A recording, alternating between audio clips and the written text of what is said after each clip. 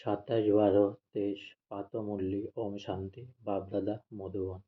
মিষ্টি বাচ্চারা, দেবতাদের থেকেও উত্তম কল্যাণকারী জন্ম হলো তোমাদের অর্থাৎ ব্রাহ্মণদের, কেননা তোমরা ব্রাহ্মণরাই বাবার সাহায্যকারী হও। প্রশ্ন, বাচ্চারা, এখন তোমরা বাবাকে কোনো ধরনের সাহায্য করো, এই সাহায্যকারী বাচ্চাদের বাবা কি প্রাইজ দেন? উত্তর, বাবা পিউরিটি পিসের রাজ্য স্থাপন করছেন, আমরা তাকে পিওর থেকে পিউরিটি সাহায্য করি। বাবা যে যজ্ঞ রচনা করেছেন আমরা তা রক্ষা করি, তাই বাবা অবশ্যই আমাদের প্রাইজ দেবেন। এই সঙ্গমে আমরা অনেক বড় প্রাইজ পাই। আমরা এই সৃষ্টির আদি মধ্য এবং অন্তকে জেনে ত্রিকালদর্শী হয়ে যাই আর ভবিষ্যতে সিংহাসনে অধিকারী হই। এ হলো প্রাইজ। গীতা। পিতা মাতা সহায়ক স্বামী সখা এক, তুমি হলে আমার নাথ। ওম শান্তি। এ কার মহিমা? পরম প্রিয় পরমপিতা পরমাত্মা শিব, এ হলো তারই মহিমা। তার নাম যেমন উচ্চর থেকেও উচ্চ, তার ধামও তেমন উচ্চর থেকেও উচ্চ। পরমপিতা পরমাত্মার অর্থই হলো সবার থেকে উচ্চ আত্মা। আর কাউকে পরমপিতা পরমাত্মা বলা হয় না। তার মহিমা অপরম্পার। এমনও বলা হয় যে তার এমন মহিমা যে তার পার বা সীমা পাওয়া যায় না। ঋষি মণিরাও এমন বলতেন যে তার পার পাওয়া যায় না। তারাও নেতি নেতি, এটাও হয়, এটাও নয়, ওটাও নয় বলে আসছেন। নইলে বাবা স্বয়ং এখন এসে নিজের পরিচয় দিচ্ছেন কেন? বাবার পরিচয় তো পাওয়া উচিত, তাই না? বাচ্চারা এই পরিচয় পাবে কিভাবে? যতক্ষণ না তিনি এ ভূমিতে আসছেন ততক্ষণ আর কেউ তার পরিচয় দিতে পারেন না। যখন ফাদার সোজ সন, তখন সন সোস ফাদার। বাবা সন্তানদের দেখায়, তখন সন্তানরাও বাবাকে প্রদর্শন করায়। বাবা বুঝান যে আমারও নাটকে পার্ট নিহিত আছে, আমাকে সেই পতিত পবিত্র বানাতে হয়। সাধু সন্তানরা গাইতে থাকে, পতিত পাবন সীতারাম এসো, কেননা এ হলো রাবণ রাজ্য। রাবণ কম কিছু নয়, সম্পূর্ণ দুনিয়াকে তমপ্রধান পতিতকে বানিয়েছে, রাবণ বানিয়েছে। আবার এদেরকে পবিত্র বানান সামর্থ্য রাম। অর্ধেক কল্প রাম রাজ্য চলে, আবার অর্ধেক কল্প রাবণ রাজ্য চলতে থাকে। রাবণকে এ কথা কেউ জানে না। বছর বছর তারা রাবণ দহন করতে থাকে, তাও রাবণের রাজ্য চলতে থাকে। রাবণ তোরাই জ্বলে। মানুষ বলে পরমাত্মা সমর্থ, তাহলে রাবণের রাজ্য কেন করতে দে? বাবা বুঝান যে এ নাটক হলো হার জিতের স্বর্গ আর নরকের। এ ভারতের উপরেই সম্পূর্ণ খেলা বানানো হয়েছে। এ হলো এক বানানো ড্রামা। এমনও নয় যে পরমপিতা যেহেতু সর্বশক্তিমান তাই খেলা সম্পূর্ণ হওয়ার পূর্বেই আসবেন, অথবা তিনি অর্ধেক অবস্থায় খেলা বন্ধ করতে পারেন। বাবা বলেন যে সম্পূর্ণ দুনিয়া যখন পতিত হয়ে যায় আমি তখনই আসি। এই কারণে শিবরাত্রি পালন করা হয়। শিব বাবাই নমঃ বলা হয়, ব্রহ্মা বিষ্ণু শঙ্করকে দেবতা নমঃ বলা হবে, শিবকে পরমাত্মা নমঃ বলা হবে। বাবুলনাথ ও সোমনাথের মন্দিরে যেমন আছে শিব কি তেমন? পরমপিতা পরমাত্মার রূপ কি এত বড় হতে পারে? অথবা আত্মাদের ছোট আর বাবার বড়, এমন কি হতে পারে? প্রশ্ন তো আসবেই। এখানে যেমন ছোটদের বাচ্চা আর বড়কে বাবা বলা হয়, তেমনই পরমপিতা পরমাত্মা অন্য আত্মাদের থেকে বড়। আর আমরা আত্মারা কি ছোট? তাই নয়। বাবা বলেন, বাচ্চারা, তোমরা আমার মহিমা গেয়ে থাকো।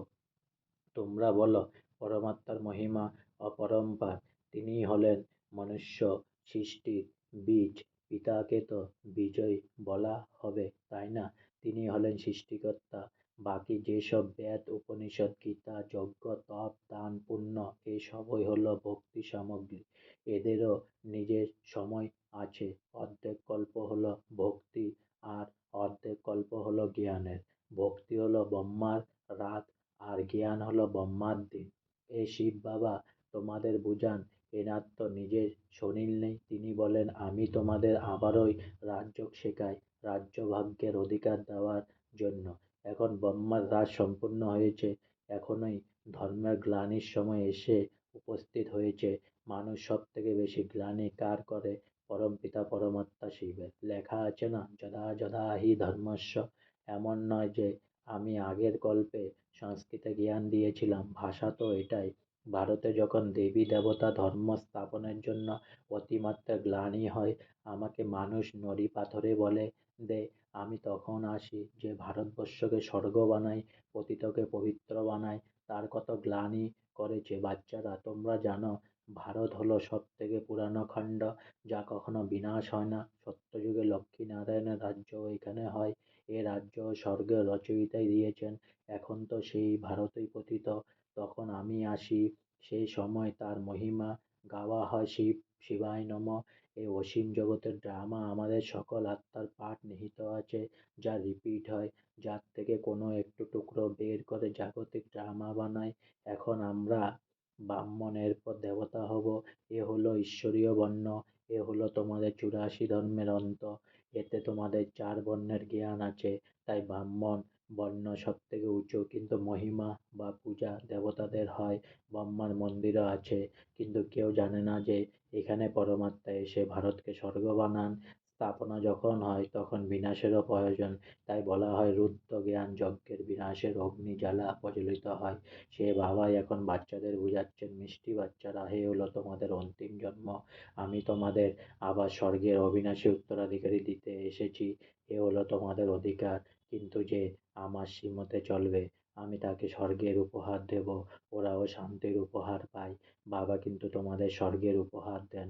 বাবা বলেন, আমি কিন্তু নেব না, আমি তোমাদের দ্বারা স্থাপনা করাই, তাই তোমাদের এই উপহার দিই। তোমরা তো শিব বাবার পুত্র এবং ব্রহ্মার সন্তান। এত বাচ্চা তো প্রজাপিতা ব্রহ্মাই দত্তক নেবেন, তাই না? এ ব্রাহ্মণ জন্ম হলো তোমাদের সব থেকে উত্তম জন্ম। এ হলো কল্যাণকারী জন্ম। দেবতাদের জন্ম অথবা শূদ্রদের জন্ম কল্যাণকারী নয়। তোমাদের এই জন্ম হলো খুবই কল্যাণকারী, কেননা তোমরা বাবার সাহায্যকারী হয়ে এই সৃষ্টিতে পবিত্রতা এবং শান্তি স্থাপন করো। ওই পুরস্কার দাতারা সেই কথা কি জানেন? ওরা তো কোনো আমেরিকান আদিদের দিয়ে দেয়। বাবা তবুও বলেন, যারা আমার সাহায্যকারী হবে আমি তাদের প্রাইজ দেব। পবিত্রতা থাকলে সৃষ্টিতে শান্তি এবং সমৃদ্ধিও থাকবে। এ তো বেশ্যালয়। সত্যযুগ হলো শিবালয়। শিব বাবা সে যুগ স্থাপন করছেন। সাধু সন্ন্যাসীরা হলেন হঠযোগী। তারা গৃহস্থ ধর্মের মানুষদের সহজ রাজযোগ শেখাতে পারে না, যতই হাজারবার গীতা মহাভারত পড়ুক না কেন। ইনি তো সবার বাবা। তিনি সকল ধর্মের মানুষদের বলেন, তোমাদের বুদ্ধিযোগ এক আমার সঙ্গে লাগাও। আমিও এক ছোট বিন্দু, এত বড় নয়। আত্মা যেমন, আমিও ঠিক তেমনই পরমাত্মা। আত্মাও এই ভূকুটির মধ্যে থাকে। এত বড় হলে এখানে কি করে বসতে পারত? আমিও ঠিক আত্মাই মতো। আমি কেবল জন্ম মরণ রহিত, সদা পবিত্র। আর আত্মারা জনম মরণে আসে। আত্মা পবিত্র থেকে পতিত, আবার পতিতর থেকে পবিত্র হয়। বাবা এখন আবার সবাইকে পতিতর থেকে পবিত্র বানানোর জন্য এই রুদ্র জ্ঞান যজ্ঞ রচনা করেছেন। এর ফলে সত্যযুগে কোনো যজ্ঞ হয় না। আবার দ্বাপর যুগ থেকে অনেক প্রকারের যজ্ঞ রচনা করা হয়। সম্পূর্ণ কল্পে এই রুদ্র জ্ঞান যজ্ঞ একবারই রচনা করা হয়। এতে সকলের আহুতি হয়। এরপর আর কোনো যজ্ঞের রচনা করা হয় না। কোনো বিপর্যয় এলেই যজ্ঞের রচনা করা হয়। বর্ষা না হলে বা অন্য কোনো বিপর্যয় এলে যজ্ঞ রচনা হয়। সত্যযুগ আর কেতায় কোনো বিপর্যয় হয় না। এই সময় অনেকে প্রকারে বিপর্যয় আসে। তাই সব থেকে বড় শেঠ শিব বাবা যজ্ঞ রচনা করিয়েছেন। তাই তিনি প্রথম থেকে সাক্ষাৎকার করান, কেমন ভাবে আহুতি পড়ে, কেমন ভাবে বিনাশ হবে, কেমন করে পুরানো দুনিয়া কবরখানা হয়ে যায়। এই পুরানো দুনিয়াতে তোমরা কেন মন লাগাবে? তাই তোমরা বাচ্চারা এই পুরানো দুনিয়া সন্ন্যাস করো। ওই সন্ন্যাসীরাই তো কেবল গৃহের সন্ন্যাস করে। তোমাদের তো গৃহ ত্যাগ করতে হবে না। এখানে গৃহস্থ জীবন দেখাশোনা করেও তোমাদের কেবল এর থেকে মমত্ব দূর করতে হবে। এ সর্বই মৃত। এতে কেন মন আটকে রাখবে? এ তো মিথ্যের দুনিয়া। তাই বলা হয় পরিস্থানকে স্মরণ করো, কবরস্থানকে কেন স্মরণ করছো? বাবাও দালাল হয়ে তোমাদের বুদ্ধির চোখ তার সাথে যুক্ত করেন। এই কথা তো বলা হয়, আত্মা পরমাত্মা আলাদা রয়েছে বহুকাল। এ মহিমা তারই আলাদা, তারই কলিযুগী গুরুকে পতিত পাবন বলা যাবে না। তারা তো সৎ গতি করাতে পারেন না। হ্যাঁ, তারা শাস্ত্র শোনান, ক্রিয়াকর্ম করান। শিব বাবার কোনো টিচার বা গুরু নেই। বাবা তো বলেন, আমি তোমাদের স্বর্গের উত্তরাধিকার দিতে এসেছি। সে তোমরা বংশীয় হও বা চন্দ্রবংশী, তোমরা তা কিভাবে হও লড়াই করে তা নয়। না লক্ষ্মীনারায়ণ লড়াই করে রাজ্য নিয়েছে, আর না রাম সীতা। তারা এই সময় মায়ার সঙ্গে লড়াই করেছে। তোমরা হলে ইন ইনক গণিত ওয়ারিয়র্স, গুপ্তযোদ্ধা। তাই তোমাদের শক্তি সেনাদের কেউ জানে না। তোমরা যোগ বলের দ্বারা সম্পূর্ণ বিশ্বের মালিক হও। তোমরা এই বিশ্বের রাজ্যে হারিয়েছিলে, আবার তোমরাই তা এখন পাচ্ছ। তোমাদের এই উপহার বাবা দেন। এখন যারা বাবার সাহায্যকারী হবে তারাই অর্ধেক কল্পের জন্য শান্তি আর সমৃদ্ধির উপহার পাবে। বাবা তাদেরই সাহায্যকারী বলেন যারা অশরীরী হয়ে বাবাকে স্মরণ করে। সুদর্শন চক্র ঘোরায় শান্তির ধাম সুইট হোম, আর সুইট রাজধানীকে স্মরণ করে পবিত্র থাকে। এই কত সহজ। আমরা আত্মারাও স্টার। আমাদের বাবা পরমাত্মা স্টার।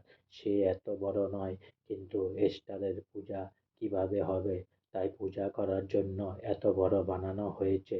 পূজা তো প্রথমে বাবার হয়, তারপর অন্যদের হয়। লক্ষ্মীনারায়ণের কত পূজা হয়, কিন্তু তাদের এমন কে বানান? সবার সৎ গতিদাতা হলেন বাবা। বলিহারি তো ওই একজনের, তার জয়ন্তী হলো হীরের তুল্য, বাকি সকলের জন্ম করি তুল্য। শিবায় নম। এ হলো তারই যজ্ঞ, যা তোমাদের ব্রাহ্মণদের দ্বারা তিনি রচনা করিয়েছেন।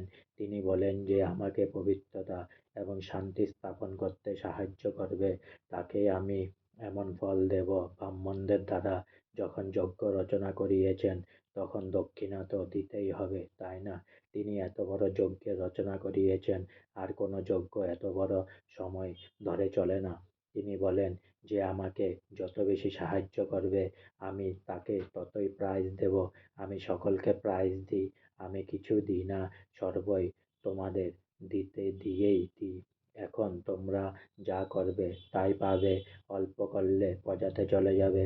গান্ধীকেও যে সাহায্য করেছিল, সেও তো প্রেসিডেন্ট, মিনিস্টার ইত্যাদি হয়েছিল। এ তো হলো অল্পকালের সুখ। বাবা তো তোমাদের সম্পূর্ণ আদি মধ্য অন্তের জ্ঞান দিয়ে নিজের সমান ত্রিকালদর্শী বানান। তিনি বলেন আমার বায়োগ্রাফি জানলে তোমরা সবকিছু জেনে যাবে। সন্ন্যাসী থোড়াই এ জ্ঞান দিতে পারে, তাদের থেকে অবিনাশী উত্তরাধিকারী কি পাবে? তারা তো তাদের জায়গায় একজনকেই দেবে, বাকিরা কি পায়? বাবা তো আমাদের সবাইকে আসনে অধিকারী করেন। আমি কত নিষ্কাম সেবা করি, আর তোমরা তো আমাকে নড়ি পাথরে দিয়ে কত গ্লানি করছো। ড্রামাতে এও বানানো আছে, যখন তোমরা কড়ির মতো হয়ে যাও, আমি তখন এসে তোমাদের হীরের মতো বানাই। আমি তো অগণিত অগুন্তি বার ভারতকে স্বর্গ বানিয়েছি, মায়া আবার তাকে নরক বানিয়ে দিয়েছে। এখন যদি প্রাপ্তি করতে হয়, তাহলে বাবার সাহায্যকারী হয়ে প্রকৃত প্রাইজ নিয়ে নাও। এর মধ্যে পবিত্রতা হলো এক নশ্বর। বাবা সন্ন্যাসীদেরকে মহিমা করেন, ওরাও তো ভালো, ওরা পবিত্র থাকে। এরাও তো ভারতকে অবনমন হওয়ার হাত থেকে রক্ষা করেন, না হলে কি জানি কি হয়ে যেত। এখন কিন্তু ভারতকে স্বর্গ বানাতে হবে, তাহলে অবশ্যই ঘর গৃহস্থে থেকে পবিত্র থাকতে হবে। বাপ দাদা দুইজনের বাচ্চাদের বুঝিয়ে বলেন, শিব বাবাও এ পুরানো জুতোরূপী শরীরের দ্বারা বাচ্চাদের রায় দেন। তিনি নতুন কাউকে নিতে পারেন না। তিনি তো মাতৃগর্ভে আসেন না, তিনি পতিত দুনিয়া, তিনি শরীরেই আসে। এই কলিযুগে হলো ঘোর অন্ধকার। এই ঘোর অন্ধকারের আলোকময় বানানো বানাতে হবে আচ্ছা। মিষ্টি মিষ্টি হারানিধি বাচ্চাদের প্রতি মাতা পিতা বাপ দাদার স্মরণে স্নেহসুমন আর সুপ্রভাত। আত্মাদের পিতা তার আত্মারূপী বাচ্চাদেরকে জানাচ্ছেন নমস্কার। ধারণার জন্য মুখ্য সার 1 নম্বর, অসীম জগতের এই দুনিয়াকে মন থেকে সন্ন্যাস করে নিজের মমত্ব দূর করতে হবে, এখানে মন লাগাবে না। 2 নম্বর, বাবার সাহায্যকারী হয়ে প্রাইজ নেওয়ার জন্য এক, অশরীরী হতে হবে। 2, পবিত্র থাকতে হবে। 3, সুদর্শন চক্র ঘোরাতে হবে। 4 নম্বর, সুইট হোম আর সুইট রাজধানীকে স্মরণ করতে হবে। বরদান, বিশেষত্বকে সামনে রেখে সর্বদা খুশি মনে এগিয়ে যাওয়া। নিশ্চয়বুদ্ধি, বিজয়ী রত্ন ভব। নিজের যা কিছু বিশেষত্ব রহি তাকে সামনে রাখো, তাহলে দুর্বলতার প্রতি নয় নিজের প্রতি বিশ্বাস থাকবে। দুর্বলতার কথা বেশি চিন্তা করো না, তাহলে খুশি মনে এগিয়ে যেতে থাকবে। এ নিশ্চয় রাখো যে বাবা সর্বশক্তিমান, তাহলে তার হাত যে ধরে থাকে সে পারে পৌঁছাবে। এমন সদা নিশ্চয় বুদ্ধি বিজয়ী রত্ন হয়। নিজের প্রতি নিশ্চয়, বাবার প্রতি নিশ্চয়, আর ড্রামার প্রতি সিন দেখেও তাতে সম্পূর্ণ নিশ্চিত থাকলে তখনই বিজয়ী হতে পারবে। স্লোগান, পিউরিটির রয়্যালিটিতে থাকো, তাহলে জাগতিক আকর্ষণ থেকে পৃথক হয়ে যাবে। ওম শান্তি। সবাই সাবস্ক্রাইব করুন অ্যান্ড লাইক করুন, অনেক অনেক সাবস্ক্রাইব করুন অ্যান্ড লাইক করুন। ওম শান্তি।